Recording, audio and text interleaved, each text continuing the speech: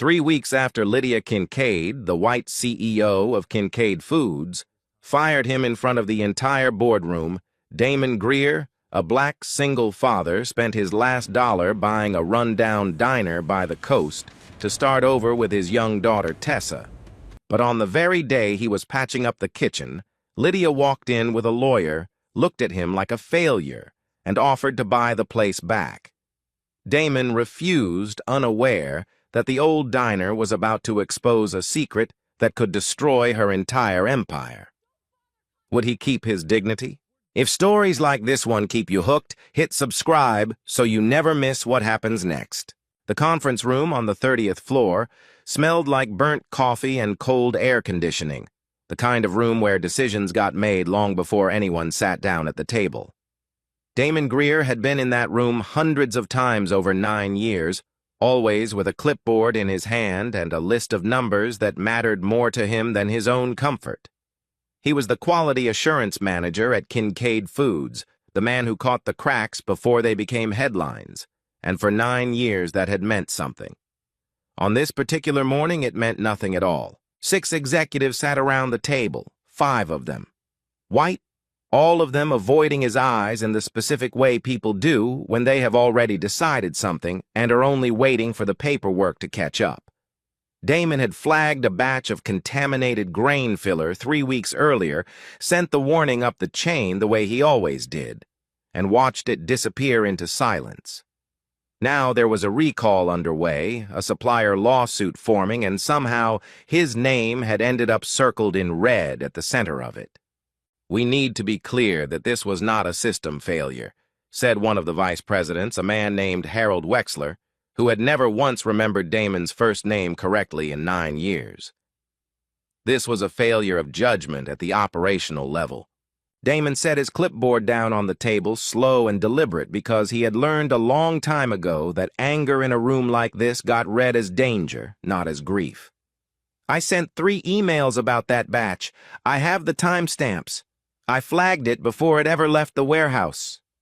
"We've reviewed the record," Wexler said, not looking up from his folder. "The record doesn't show that." The word hung there, and Damon understood exactly what was happening, because he had watched it happen to other black men in rooms just like this one man who raised their hand at the wrong moment and were suddenly recast as reckless, as aggressive, as somebody who couldn't be trusted with the truth, even when the truth was sitting right there in black and white. He had been called difficult before. He had been called intense. Today, the word being used quietly in careful corporate language was saboteur. Lydia Kincaid sat at the head of the table in a gray suit that looked like it cost more than Damon's monthly rent, her pen moving across a page without ever quite settling. She was 38 years old, the daughter of the company's founder, and she had inherited the kind of composure that made people mistake stillness for fairness. When it came time for her to speak, she did not raise her voice. "Mr. Greer, effective today, your position is terminated. Kincaid Foods thanks you for your years of service." She signed a single sheet of paper without lifting her eyes to meet his, the pen scratching against it like the closing of a door. Around the table, nobody moved to shake his hand. Damon stood, buttoned his jacket, and looked directly at her, waiting, until she finally glanced up, if only for a second. "You'll have to open that email again someday," he said, his voice even almost gentle, the way a man speaks when he has nothing left to lose by being calm. Lydia did not answer. She looked back down at the folder in front of her, but something in the line of her shoulders had shifted, as if the sentence had lodged somewhere she couldn't immediately locate. He walked out of that building for the last time, carrying a cardboard box with 9 years of his life folded into a stapler, a coffee mug, and a photograph of his daughter taped inside his locker door. Nobody from Human Resources called to check on him. Nobody from his old team reached out, not because they didn't care, but because they had families too, and none of them wanted to be the next name circled in red. Severance would run out fast, and Damon knew it the moment he signed the termination papers, so he didn't waste a single day pretending the ground beneath him was steady. He and Tessa lost the apartment near her old school within 2 weeks, the one with the window seat she used to read in, and moved 2 hours down the coast to a town called Harbor Glen, where the rent was lower and nobody knew his name yet. Tessa was 9 years old, sharp-eyed and quiet in the particular way of children who have learned to read a room before they've learned long division. She didn't complain about the move. She just packed her books in order of favorite to least favorite the way she always did, and asked her father once in the car whether they'd ever go back. "Not to that job," Damon told her, watching the road instead of her face. "But we're going to build something better. I promise you that." He meant it more than he had ever meant anything, and it was that promise that led him exactly 3 weeks after walking out of the Kincaid Foods building for the last time to a boarded-up diner sitting on a cracked stretch of coastal road with a faded sign that read, "Rosalie's" in peeling yellow paint. The realtor called it a fixer-upper, which was generous. The roof sagged on one corner, half the booths were missing cushions, and the neon sign out front hadn't lit up in years. But the price was almost nothing low enough that Damon could scrape together every dollar of what remained from his severance and his savings. And something about the bones of the place, the old counter, the wide windows facing the water, made him picture Tessa doing her homework in a corner booth after school. He signed the papers on a Tuesday morning with hands that hadn't stopped shaking since he left the notary's office, aware that this was without exaggeration the last money he had in the world. There was no plan beyond this. If Rosalie's diner failed, there was no severance behind it, no safety net waiting to catch him and his daughter. There was only the promise he'd made in the car and the stubborn, quiet belief that a man could still build something honest with his own 2 hands, even after the world had decided he couldn't be trusted with anything at all. The work began immediately, and it began alone. Damon spent his first days in Harbor Glen tearing up rotted floorboards, scrubbing decades of grease off the kitchen hood, and learning through a series of expensive mistakes exactly how much he did not know about plumbing. Tessa came by after school most afternoons, dropping her backpack by the door and taking over the task of wiping down the old counter stools while her father wrestled with the walk-in cooler. She had appointed herself the diner's unofficial menu designer, filling a spiral notebook with colored pencil sketches of pancake stacks and burgers, sounding out words like griddle and syrup as she practiced her handwriting on a chalkboard propped against the wall. It was on a Thursday morning with Damon halfway inside the old stove trying to relight a pilot light that refused to catch that the bell over the front door rang for the first time since he'd bought the place. He assumed it was the contractor he'd called about the roof, and he didn't bother wiping the grease from his hands before he stood up to greet whoever had walked in. It was Lydia Kincaid. She stood just inside the doorway in a cream-colored coat that looked entirely wrong for a room still smelling of sawdust and old grease, flanked by a young assistant, clutching a tablet, and an older man in a suit who introduced himself without much warmth as legal counsel for Kincaid Foods. For a moment, none of them said anything, the silence stretching long enough that Damon could hear the ocean through the cracked window behind the counter. "I didn't realize this was your project," Lydia said finally, her eyes moving from his stained overalls to the water-damaged wall behind him, cataloging the diner the way she might catalog a failing subsidiary. "The listing agent didn't mention a name." "Would it have mattered?" Damon asked, wiping his hands on a rag hanging from his belt, refusing to let the question sound like an accusation, even though it was one. Lydia didn't answer that directly. Instead, she explained in the clipped, efficient voice Damon remembered from 100 meetings that Kincaid Foods was in the early stages of acquiring the entire block for a chain of upscale coastal restaurants, part of a larger expansion the board had approved the previous quarter. "Rosalie's Diner," she said, gesturing vaguely at the cracked plaster and the sagging booths, sat directly in the footprint of that plan. The lawyer stepped forward with a folder already prepared, sliding a single sheet across the sticky counter, as though the entire visit had been choreographed before they ever walked through the door. The offer inside was almost double what Damon had paid for the property, along with what the lawyer called a relocation stipend, a phrase that made it sound like a courtesy instead of what it actually was, which was an exit. "Consider it a clean way out," the lawyer said, tapping the paper once with 2 fingers. Given your current financial position, I'd think it's a generous offer. Damon looked at the number, then at the lawyer's face, then at Lydia, who was studying a water stain on the ceiling as if it were more interesting than the man standing in front of her. He understood with a clarity that settled somewhere cold in his chest exactly what they saw when they looked at him. A man who had failed once, already standing in a building that was falling apart, clearly out of his depth. Clearly a problem that money could quietly erase before it became a story anyone had to explain. "I appreciate you driving all this way," Damon said, sliding the paper back across the counter without looking down at it again. "But I'm not selling." Something flickered across Lydia's face. Not quite surprise, more like mild disbelief, the expression of someone encountering an outcome that hadn't appeared in any of her projections. "Mr. Greer, I don't think you understand what you're taking on. The restaurant business eats people alive, especially people without capital behind them. You have no reserve if something goes wrong. No investors. No safety net." "I'm aware," Damon said. "I signed the deed myself." "Then you understand this could cost you everything you have left," Lydia said, and there was something almost like a warning in it, though Damon couldn't tell if it was concern or simply condescension wearing concern's clothing. Either way, the message underneath it was unmistakable to him. She did not believe a man like him belonged on the other side of a negotiating table from Kincaid Foods. "I've got everything I have left riding on this place," Damon said, meeting her eyes directly for the first time since she'd walked in. "That's exactly why I'm not walking away from it.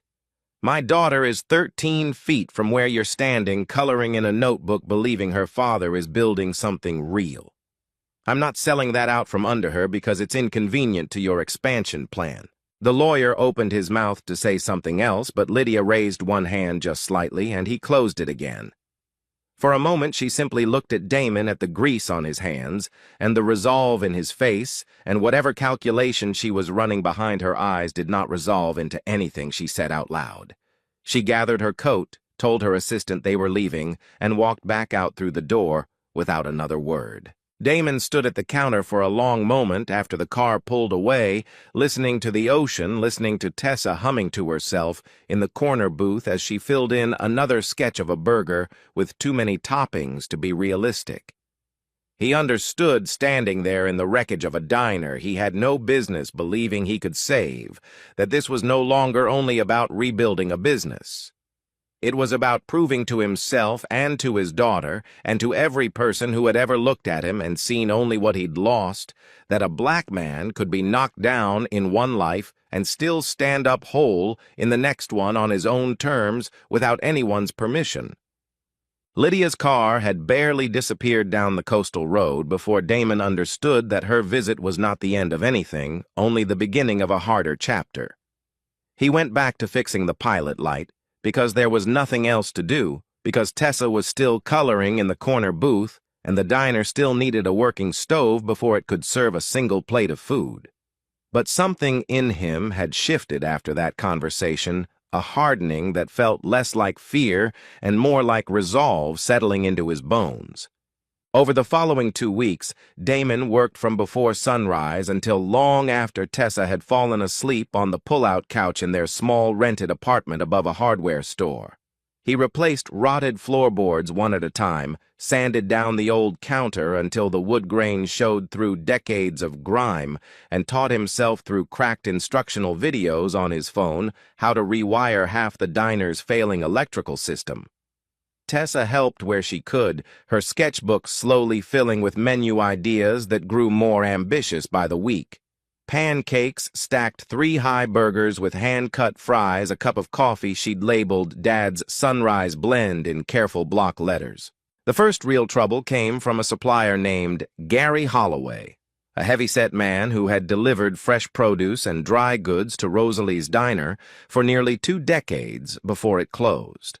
Damon had called ahead, introduced himself politely, and driven 40 minutes to Holloway's warehouse to set up an account in person, the way his father had once taught him that some relationships still needed a handshake instead of an email.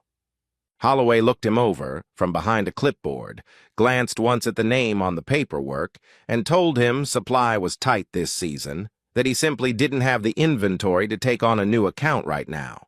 Behind him, through the open warehouse door, Damon could see pallets of produce stacked 3 high crates of coffee beans, still shrink-wrapped more inventory than a dozen diners could use in a month. Neither man said anything about what was really happening. They didn't have to.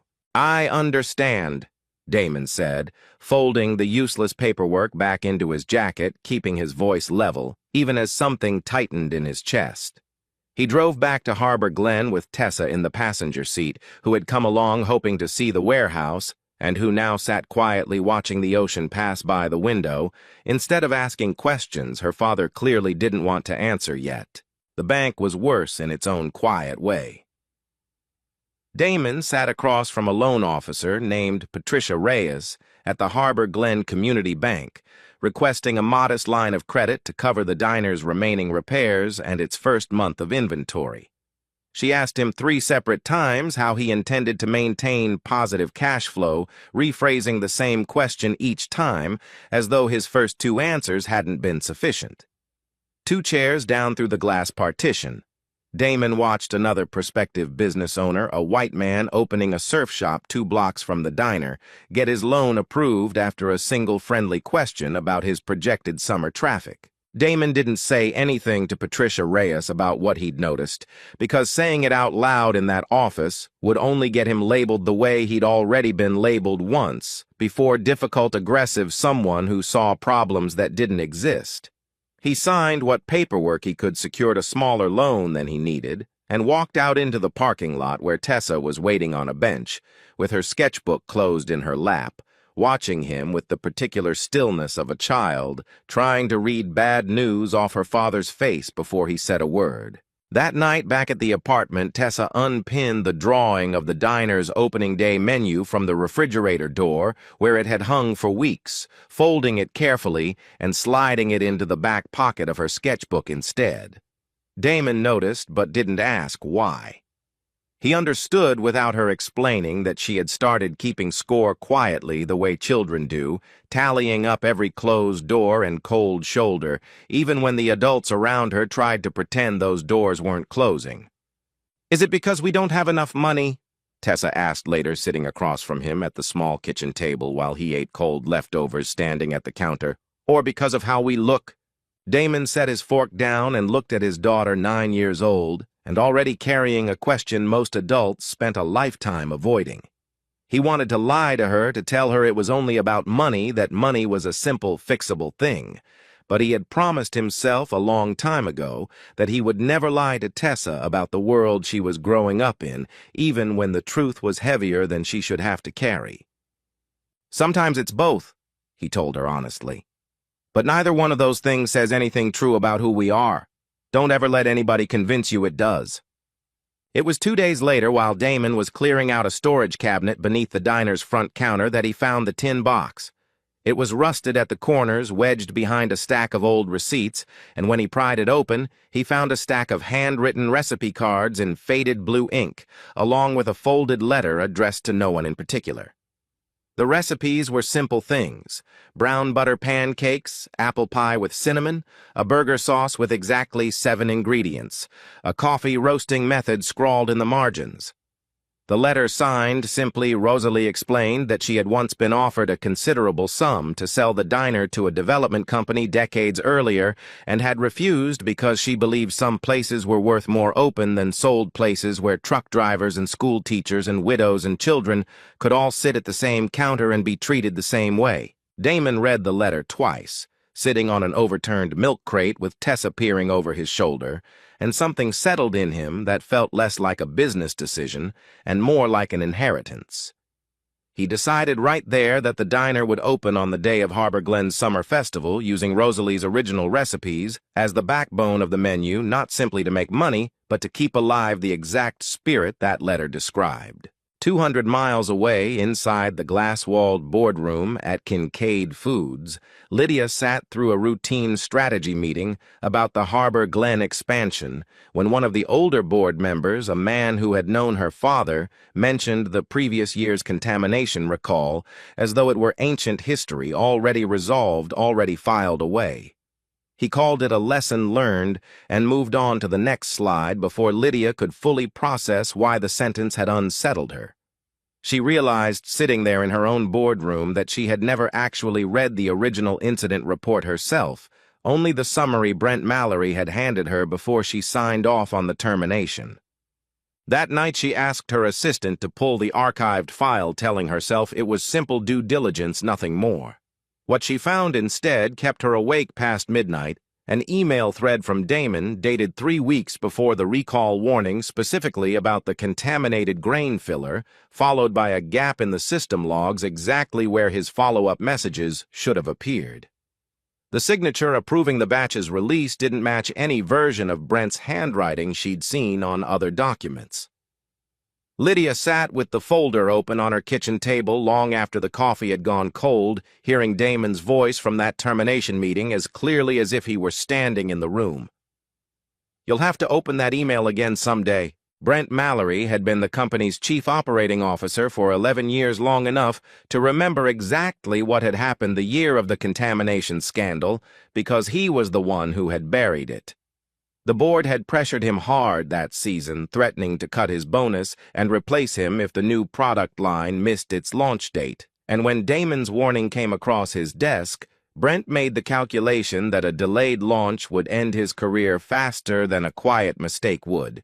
He deleted what he needed to delete, forged what he needed to forge, and let a good man take the fall for a decision that was never his to make. When word reached him that Lydia was quietly reopening the file, Brent moved with the speed of a man protecting far more than his job.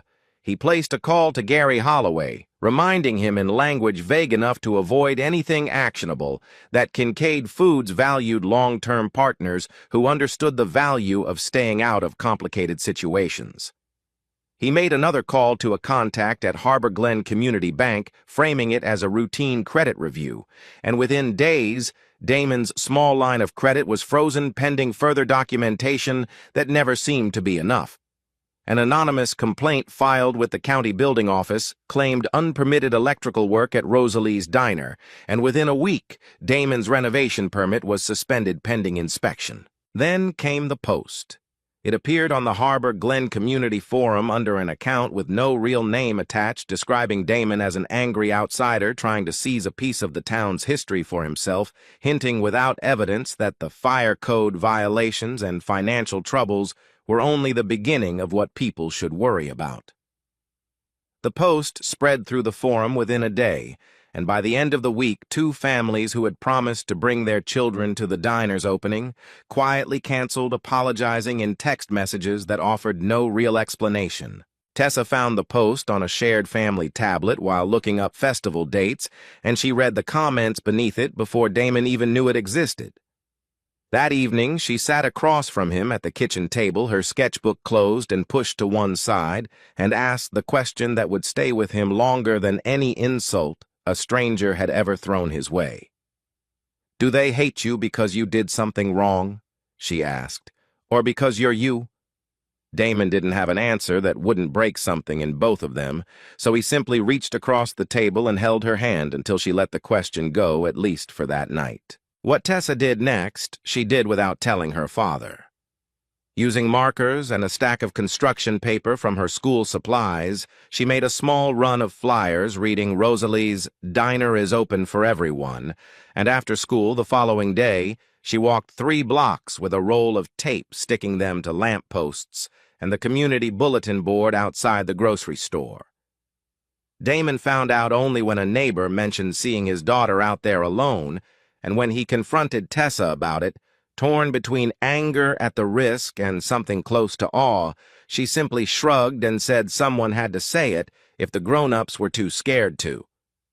The permit suspension arrived 3 days before the scheduled opening, a letter taped to the diner's front door citing unspecified violations that would require a full re-inspection before Rosalie's could legally serve food. The bank's frozen credit line meant Damon couldn't cover the deposit. A replacement supplier was now demanding up front, having heard through the same small-town grapevine that Rosalie's diner was suddenly a risky account. Standing in the middle of his half-finished kitchen with festival banners still rolled up in the corner, Damon understood that every door closing around him had a hand behind it, even if he couldn't yet see whose. Lydia came to the diner that evening without the lawyer this time, without the assistant, carrying only a folder under her arm. She told Damon she had found evidence in the company's own records that the signature on his termination file didn't match anything real that she believed him now about the warnings he'd sent. Damon looked at her standing in the doorway of the diner she had once offered to buy out from under him, and something in him refused to soften, not after everything the last 3 weeks had cost him and his daughter. "You're the one who signed that paper," he said, his voice quiet but unmoving. "You didn't look at me once while you did it. Now you want me to believe you looked hard enough this time." Lydia opened her mouth to answer, but he had already turned back toward the kitchen, and after a long moment she left the folder on the counter and walked back out into the dark without another word. That night, after Tessa had gone up to bed, Damon stood alone in the middle of the diner, the half-fixed neon sign still dark above the door, and began without fully deciding to packing tools back into a cardboard box. He wasn't sure if he meant to quit or simply needed his hands to do something other than shake, but the motion felt like surrender either way. Folding wrenches and paintbrushes into a box the same way he'd once folded 9 years of his working life into one from his old office. He heard soft footsteps on the stairs behind him and didn't turn around, already knowing it was Tessa, who was supposed to be asleep an hour ago. She didn't say anything. She simply walked over, sat down on the floor beside the box, and placed her small hand flat on top of it, stopping him from adding anything else. Neither of them spoke for a long while, the two of them sitting together in the half-lit diner with the ocean sounding faintly through the cracked window.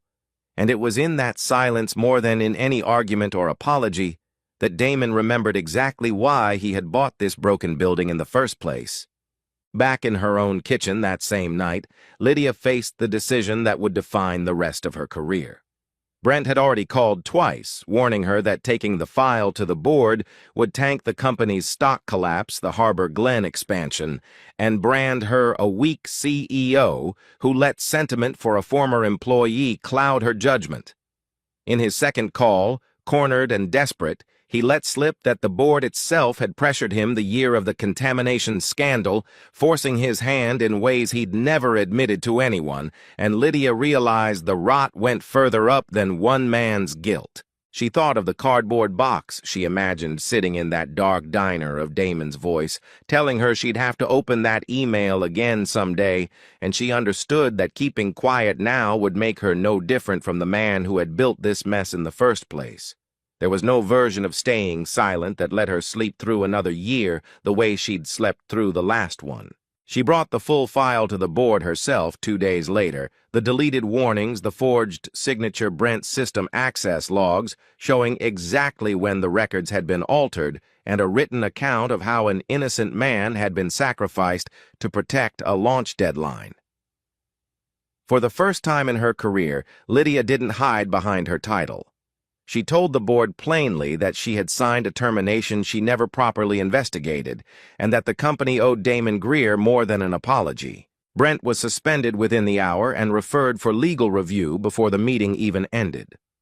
Kincaid Foods issued a formal correction to Damon's employment record, dropped its interest in acquiring Rosalie's diner, and began the slow work of preparing a public statement it should have made years earlier. Damon's suspended permit was reinstated by the end of the week, the frozen credit line released, and Gary Holloway showed up unannounced at the diner's back door to apologize in person, offering the first delivery free as a gesture that fixed nothing but was accepted anyway. Lydia returned to Rosalie's diner alone, carrying the same folder from before, and told Damon she didn't expect forgiveness, only that he deserved to know the truth in full.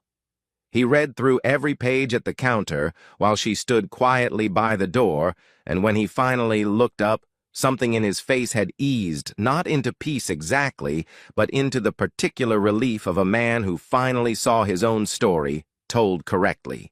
Tessa came out from the kitchen and asked Lydia, without any hesitation, whether she'd be coming to the opening. Damon wasn't ready to call it forgiveness, but he didn't ask her to leave either. "I haven't forgotten what happened," he told her, "but tomorrow you can stand in line like everybody else." That wasn't peace. It was something smaller and sturdier, the first outline of justice taking shape instead of the whole finished thing.